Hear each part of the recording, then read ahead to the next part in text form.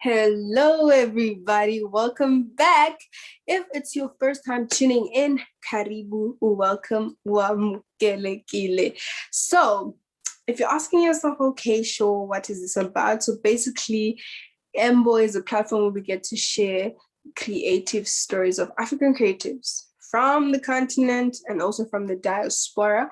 So the main purpose is to get to see the journey that they've been to get to motivate us, in a way, and also to own our own narratives, So yeah, enjoy. If you like, please subscribe. Are you ready? Can we start? Yeah, let's start. Okay.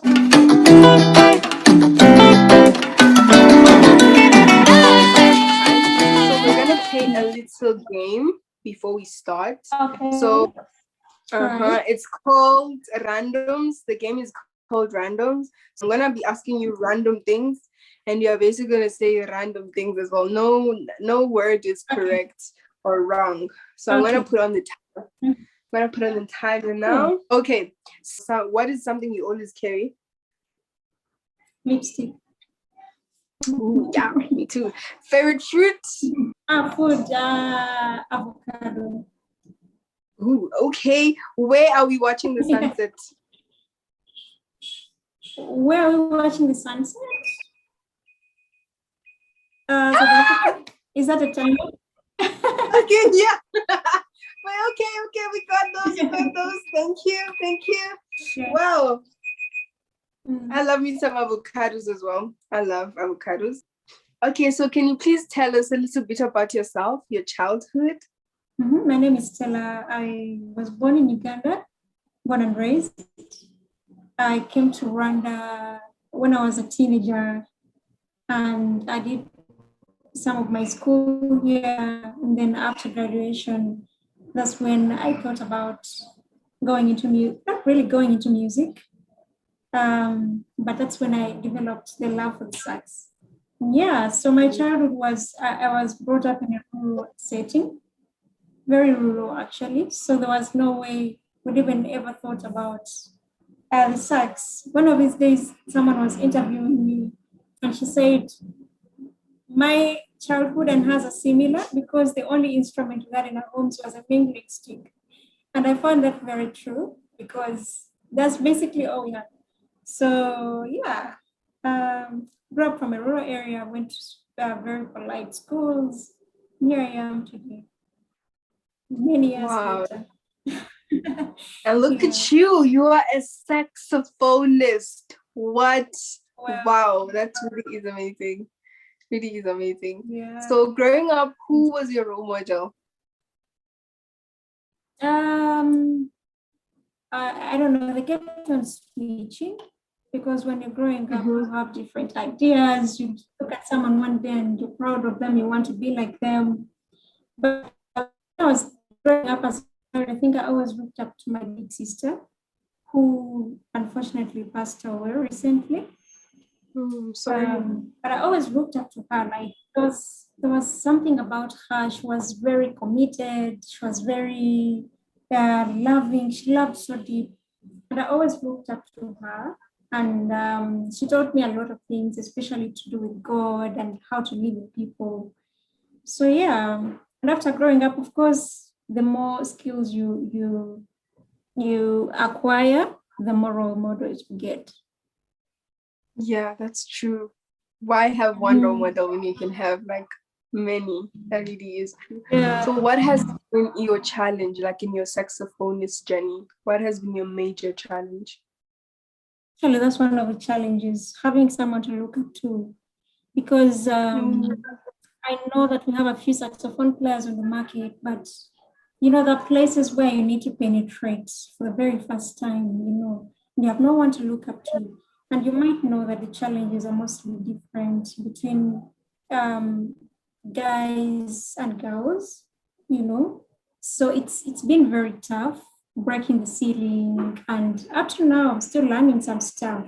And I feel like it would have been much easier if it was a lady that's already doing what I'm doing, I can look up to, I can ask whatever I need to know. But there isn't. So I have to figure out stuff on my own, very tough to penetrate the industry without having someone to look up to.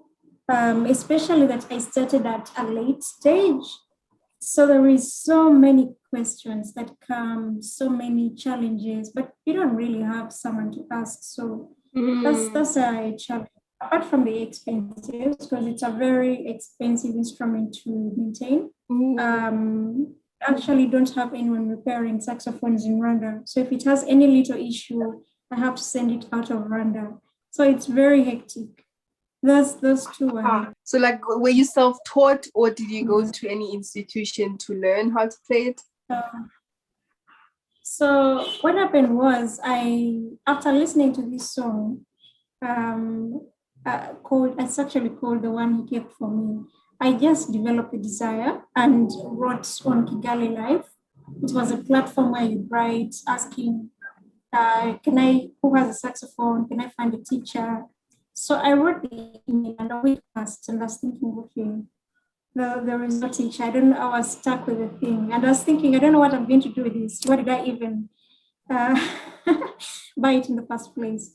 So when I was about to give up, someone called me and said, hey, someone told me you're looking for a saxophone teacher. I play saxophone. How can I help?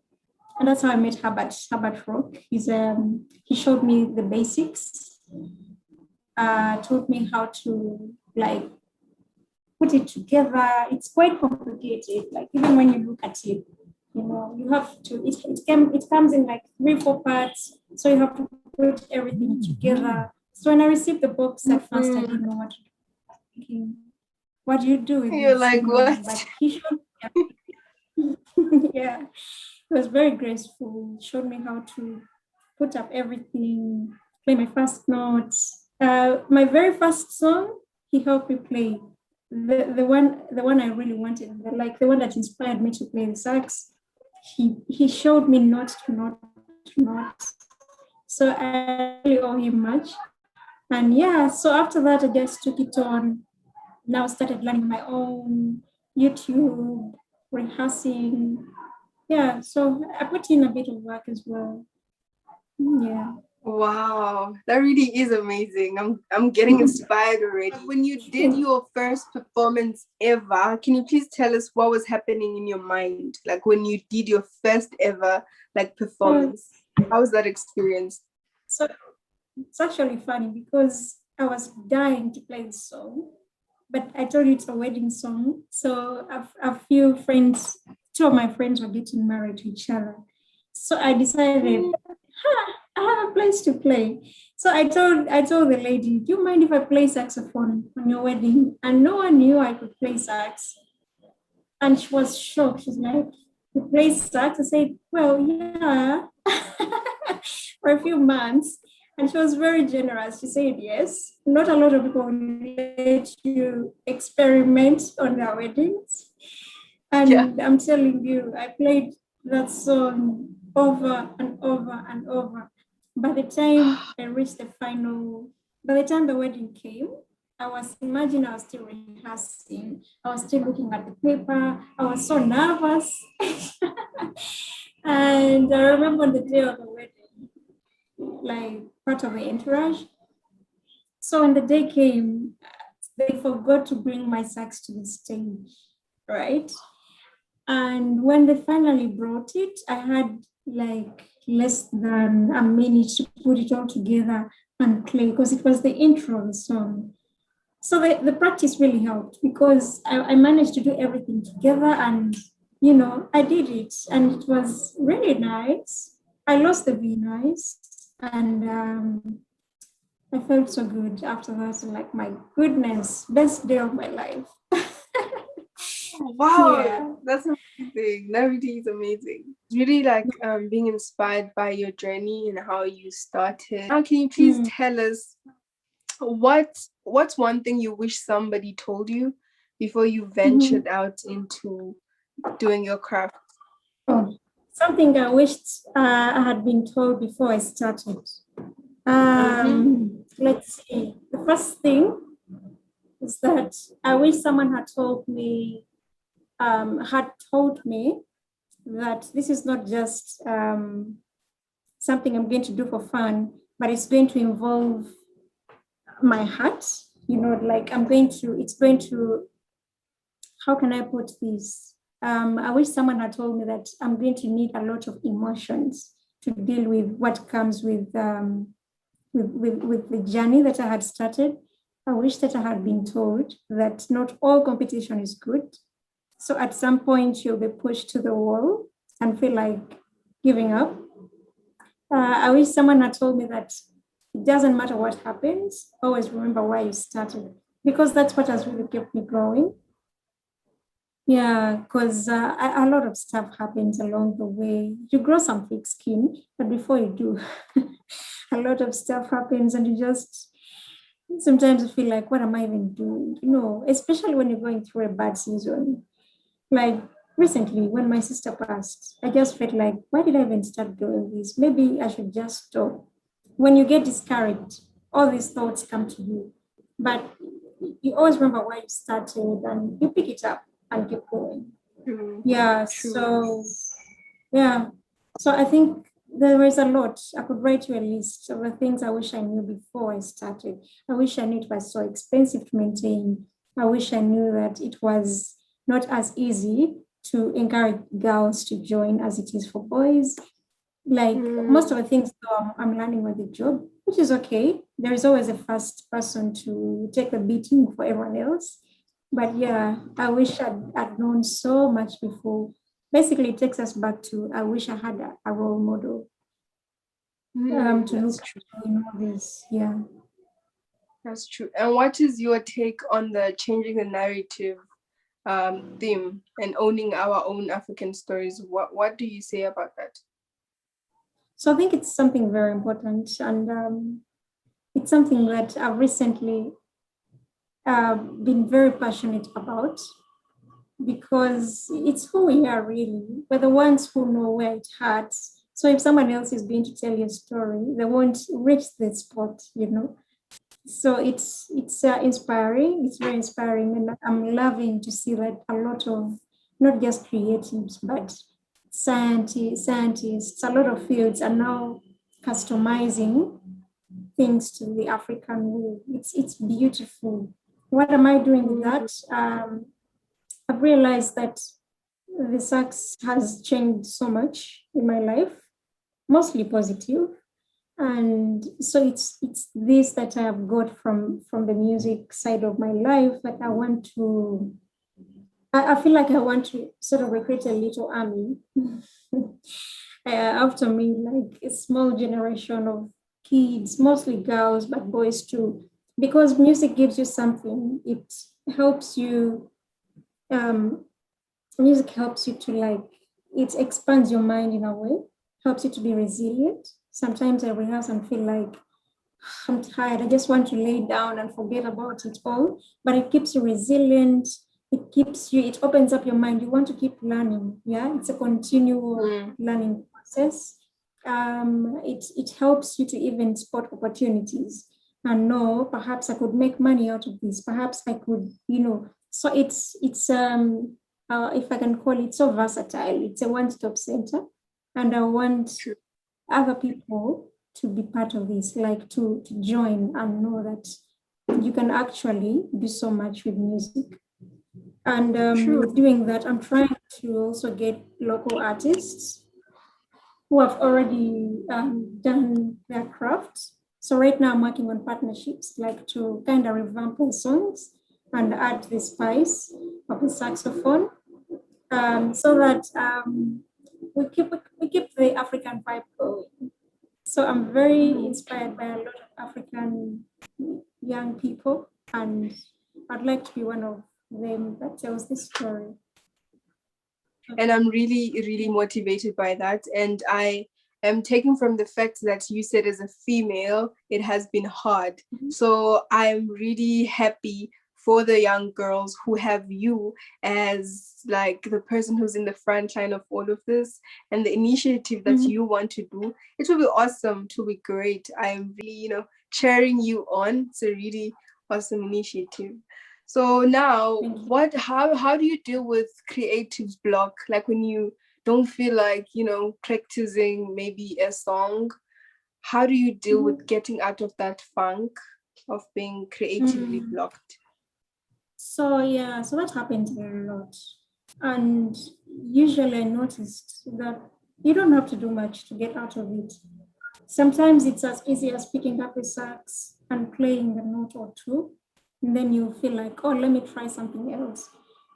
So it's all about. I feel like it's all about you just stand up and pick up your pieces, if I can call it that. But also, community is important. It's very important to meet other musicians, not necessarily saxophone players, because they're not that many, but other musicians, other creative, like you go into other creative spaces, art cafes, like it's nice to be in a creative environment. It inspires you. And when you see someone else that is so passionate and so ready to do anything, it's like the energy is contagious. You just come back ready to do it again.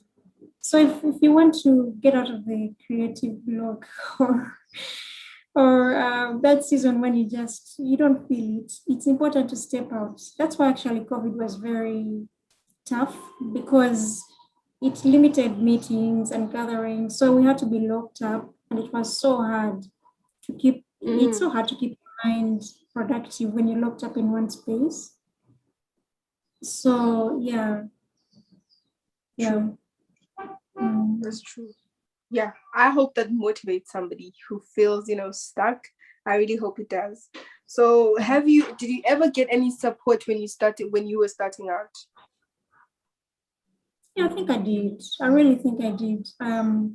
Because honestly, I did get a lot of support. Because for me, it's not just money. It's not actually monetary, but it's how have people embraced you. I was allowed to uh, play at people's gigs. For me, that's still a big deal. Right now, I have my own gigs, but back then, going to, let's say, a hotel and you find a saxophone player playing and they allow you to play on their stage. For me, it's a big deal. I don't want to take it for granted. Wow. So I received support. If I had any issues with the sax or I don't know where this note is, I had guys who are ready to show me how to tackle those problems, like even like decision makers, hotel owners. People are very supportive with my art, and I'm really grateful. The nation as well. I feel like Rwanda embraced it. Like at some point, I felt like they embraced me more than I embraced myself. So I was a bit lost. I was thinking, okay, I'm not there yet, but everyone else is there. So I have to work hard and get there.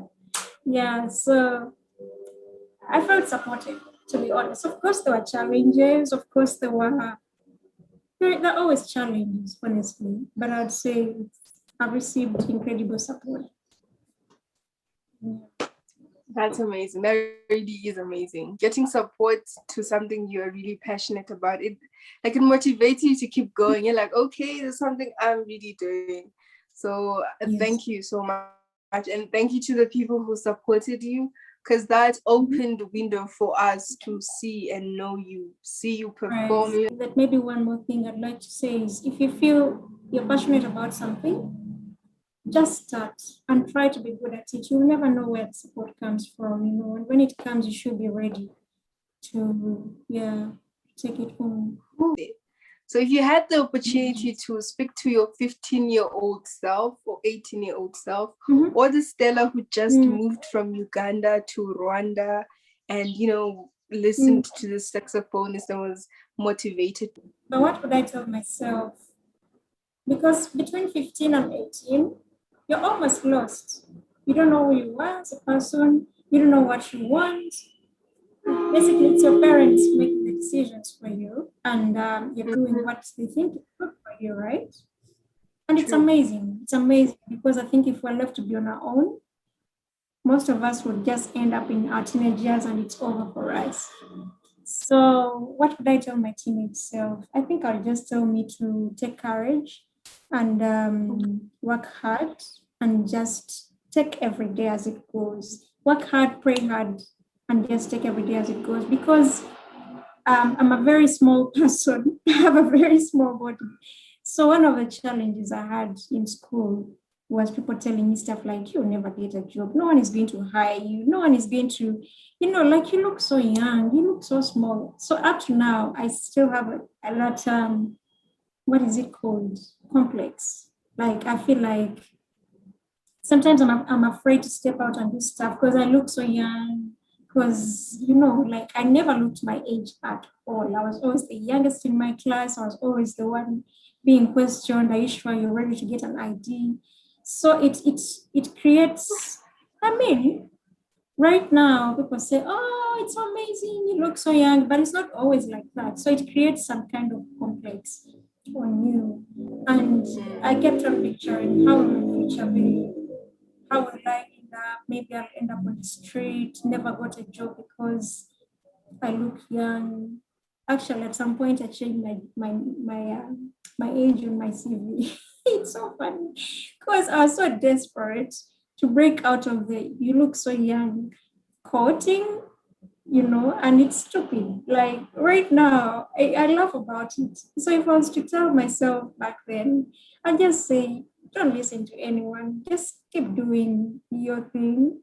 Like when you keep doing what you're good at, and you're hopeful that things will be fine, God opens doors, and yeah, you find yourself in something completely different you didn't even think would pay your bills at some point. Thank you so much, Stella. Thank you so much. That really is motivating.